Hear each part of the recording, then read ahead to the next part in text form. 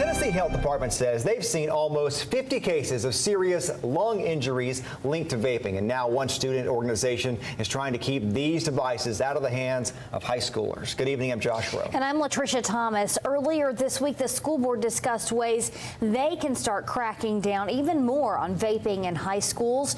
But 7 students at one high school are looking to do their part too. Isaiah Kim Martinez talked to them, and he's here now to explain their mission. Isaiah.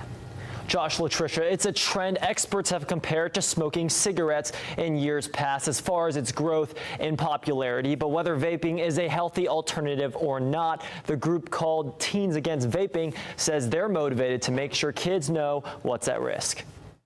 They tend to still associate this vaping oil as being a healthier version, and it is just not. The number of serious injuries and even deaths linked to vaping is on the rise, as Tennessee reports its first death this week. And so is the number of kids using these devices in high schools. It's affecting people that we go to school with daily. That's why these 7 students at Hixson High School are taking a stand. They call themselves Teens Against Vaping. Member Abigail Sharp says she's driven from after watching her family members struggle because of vaping to make sure others don't follow the same path. I know I want to finish my high school and be happy with how I ended it and not end up in the hospital. What started as project-based learning introduced by Hamilton County Schools has turned into a student campaign. These Hixson kids say they use social media and in-person presentations to educate kids their own age on just how dangerous vaping can be. People's lives are ending, and people are in hospitals hooked up to ventilators and stuff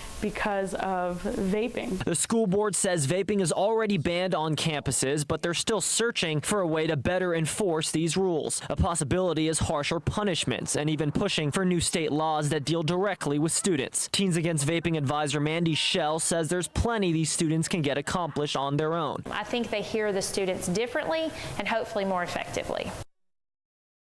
And Teens Against Vaping says they've also introduced contests on social media where people can vote on what they feel are healthy alternatives to vaping, some being obviously physical exercise, all ways to get people to make a change in their own lives. Josh. Isaiah, thank you. Other schools in our area are participating in similar activities. Red Bank High School will have a vaping education event on October 30th.